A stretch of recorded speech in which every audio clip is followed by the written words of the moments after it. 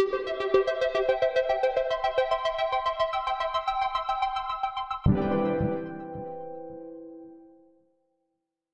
my name is Lyle Murphy, the founder of the Alternative to Med Center, and today we're going to talk about Abilify Withdrawal, Abilify side effects, and Abilify tapering techniques. And I have at least 6 questions that I'm going to cover for our listening viewers. First question is, why do people get put on Abilify? Coming from looking at this for 15 years, it could be pretty much anything. I mean, you ended up in a psychiatrist's office is a good prerequisite for getting put on a medication. I have seen a kid who overdid diet pills one time and stayed up listening to Saw movies. If you don't know what Saw movies are, they're like really horrific, like that real hardcore junkie horror type movies. And she went to the psychiatrist's office. I think she wanted to lose weight is what she said. And she told the doctor she'd heard a voice one time. And the doctor knew about the diet pills too. And the doctor decided to prescribe her Abilify, which I would consider to be ridiculous. I've seen people get prescribed Abilify for having bulimia, which Abilify is going to pack weight on you. I don't know that would be the best thing to do for the mindset of someone who has some body images to pack a bunch of weight on them. But theoretically, to get put on Abilify, you have to have at least some form of psychosis or mania going on so that it can help control that. Question number 2. What does Abilify do to the brain? Well, Abilify is believed to hold back dopamine, so it would be what's called a dopamine antagonist. And what does that mean? So dopamine is what holds your spine erect. So you hold your spine upright. It keeps you attentive to things. Dopamine is what gives you the drive to go do something in the world, to have a sexual partner, to have a job that turns into a career that takes you somewhere. Aspirations in life. I mean, it's like that thing that really drives you. It's kind of like the chemical equivalent to having passion in your world. And if you have too much passion, if you're passionate about everything, including people's beards as you're walking down the street and you're playing with their face and just where you don't have much control over how your passion expresses itself, you could be called manic, or you could even be called psychotic, and that would be where you would say, hey, we got to slow down the dopamine. So when one nerve cell is talking to the other, the dopamine is excitatory. So it says, hey, get excited about this thing over here. There's a new iPhone, or, look at that girl or something. Or, hey, that new dress is just gorgeous. But the drug basically kind of pulls all that back a bit so that no appreciable dopamine is getting out to excite this other nerve. So things sort of go quiet in the excitement and passion realm. And also it can slump your posture too, because the dopamine is involved in your posture. If you've ever seen anybody on antipsychotics, they're kind of slumped over. That's why. It takes that survival instinct where you're up and holding your head level to the horizon away. So crazy what happens in the brain is your brain, the organism itself, you are going to want to survive. So your body's going to try to keep you aware of certain things, like where you're walking, if you're stumbling, what the proprioception of your foot is, so you can articulate your foot well enough to actually walk and stay alive. So your synapses, you're actually on a neuroplastic level, you'll build more dopamine receptors to the little bit of dopamine that's coming through. So basically, the drugs hold back the dopamine, but then your body just responds by building more dopamine receptors, and that's actually what brings us into question number 3. What does dopamine withdrawal look like? So if you can imagine you've got to a place where whatever the reason for the psychosis was, it may not have been a dopamine excess. It may have been or not even a genetic thing, but the person smoked pot and it was like really high THC content that drove them, into psychosis, or they had a bad diet, they weren't getting their nutritional needs met, they went into a hypoglycemic plunge, or Another common one is the ADHD medications, kids abusing that and then going into psychosis. Even if it were just that, when you've added these drugs and you've held back dopamine and you've got receptors that were starving for dopamine that then built up a lot more dopamine receptors, anywhere from 37 to 98% uptick, depending on individual varying genetics of how much upregulation you get. And now when you start removing that drug, you start getting a near normal amount of dopamine hitting an excessively over hypervolatile receptors. And that withdrawal is going to look like mania. Even if it wasn't a dopamine mismatch before, the drug will have created that scenario. So I think the challenge that people get into here when they're withdrawing somebody off these meds is, oh, they become symptomatic, and you're like, oh my God, they're going crazy again. It's time for more meds.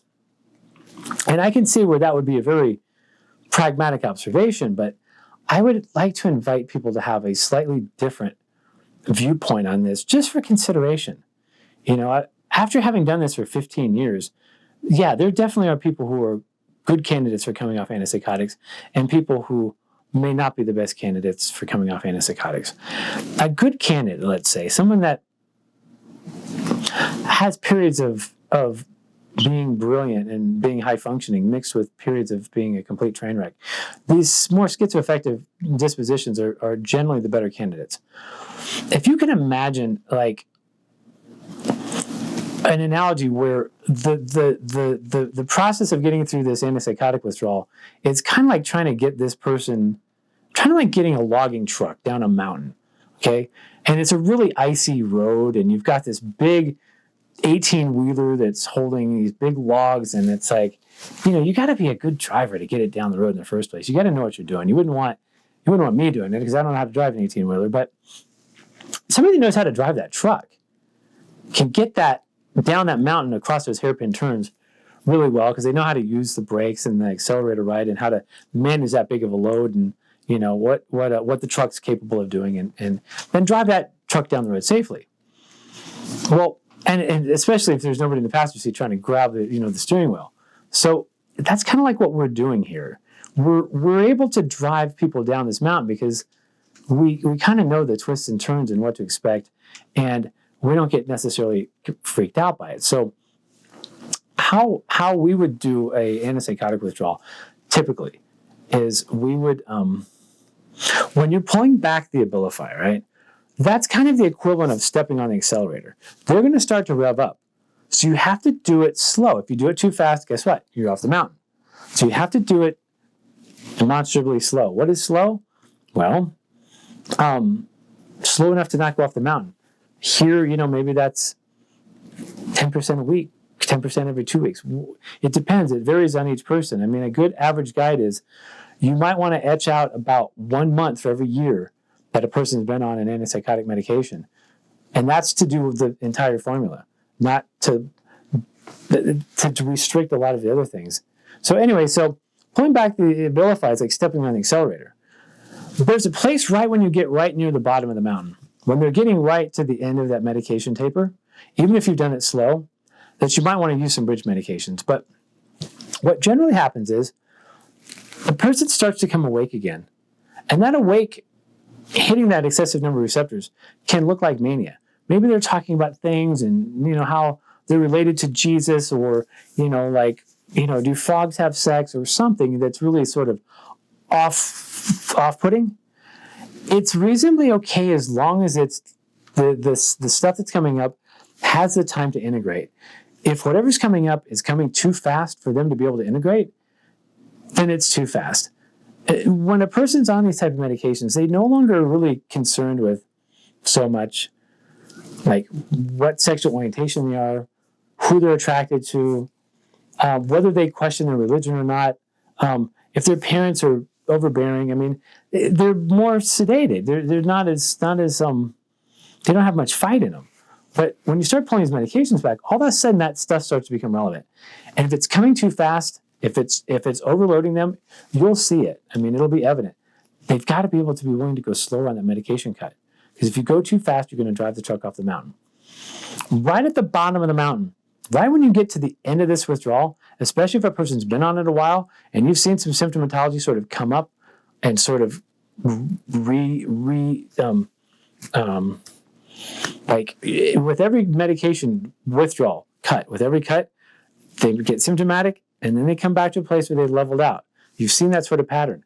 But right when you get close to the bottom, that's when you may see the most symptomatology. The symptoms may escalate because you've got these receptors that are really starving for dopamine.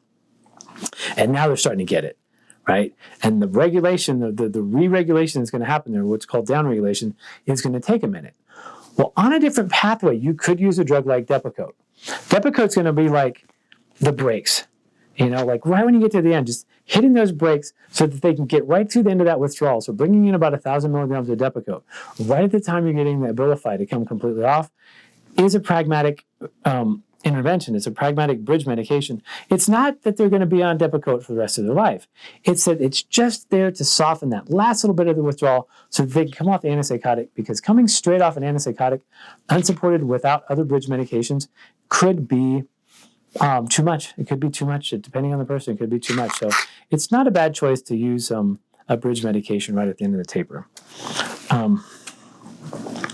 Next question, how long does Abilify withdrawal last? Again, this is just a rough guide. 1 month for every 1 year that a person's been on an antipsychotic. Unless we're talking Clozaril can be even more challenging. Abilify, by and large, is the lighter of the antipsychotics.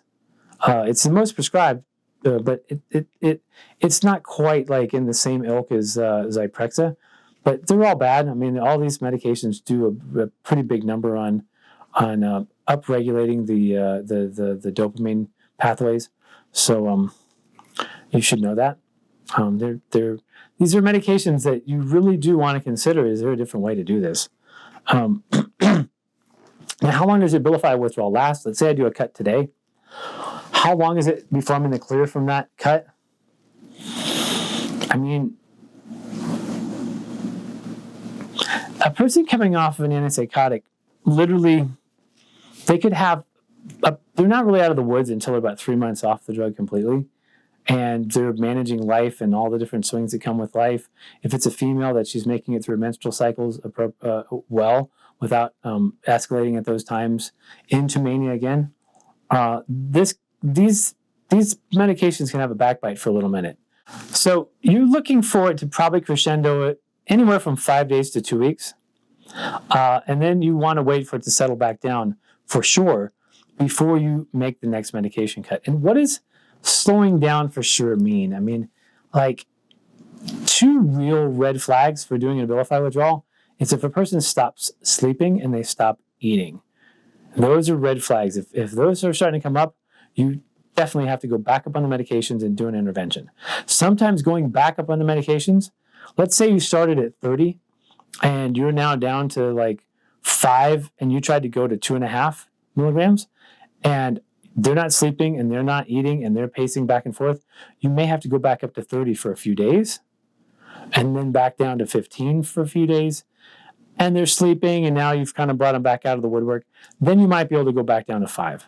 You know, it's kind of like if the truck's momentum gets going too fast off the road, you might have to hit the brakes really hard to get it to stop from going off the road and then kind of reposition it and then keep going.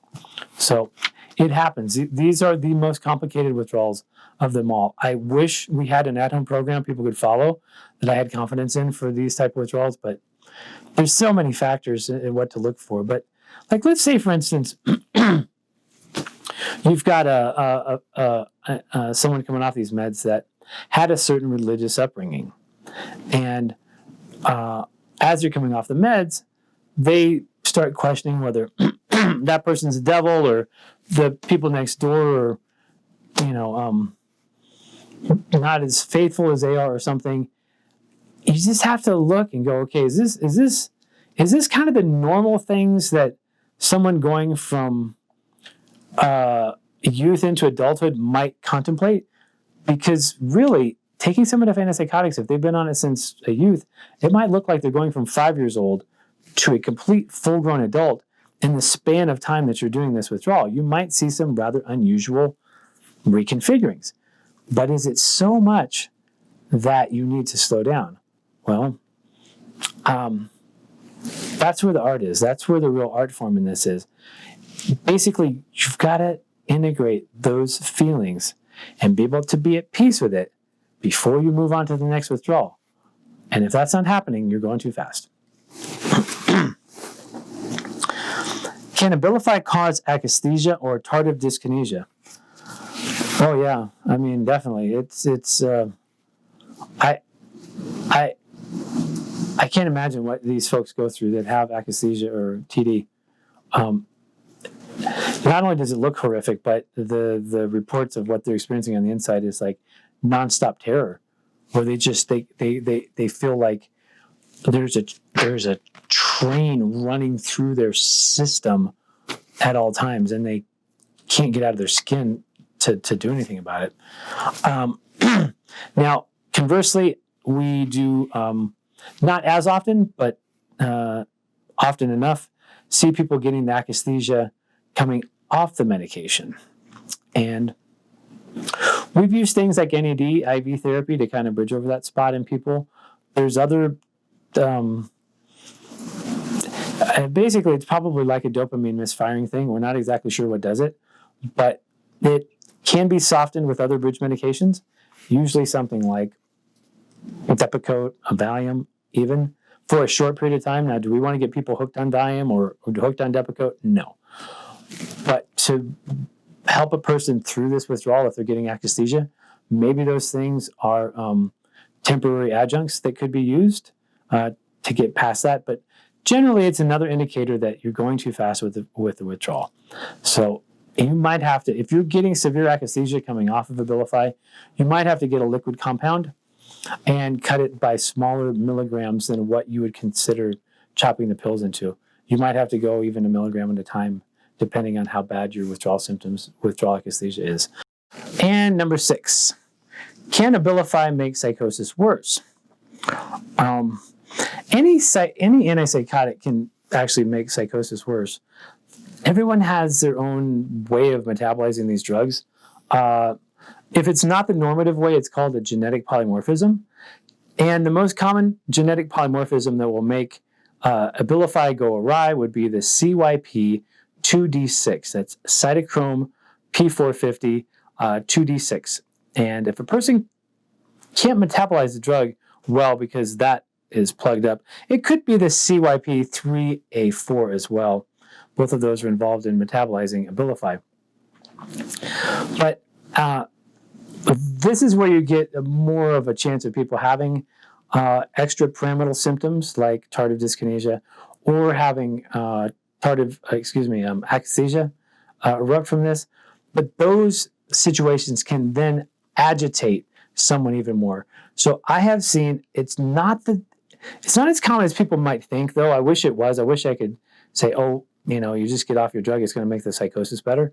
But I have seen people that coming abruptly off of Abilify was what they needed to do in order to alleviate their psychotic symptoms.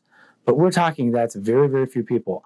I do not generally recommend, especially through a YouTube video, that someone abruptly comes off of any med, especially an antipsychotic. It could be an absolute catastrophe.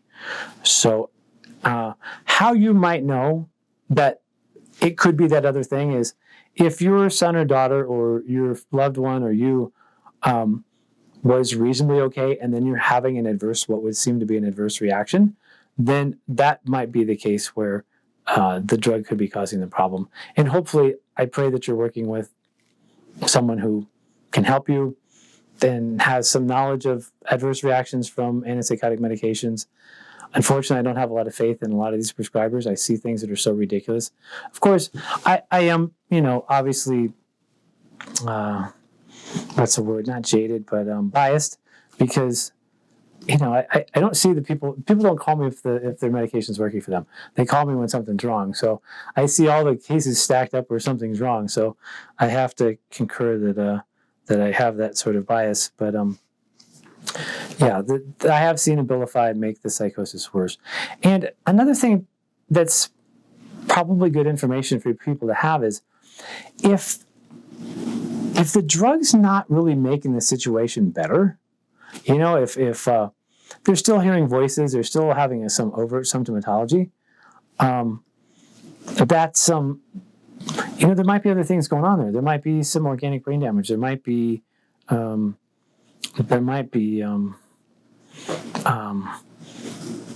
something that has a degree of permanency that may skew the prognosis. When the drug does basically fix someone for a period of time, they're okay and they're doing great, those are usually the same people that can do without the drugs if they're also doing without the things that led them into the situation where they needed the drug. Does that make sense?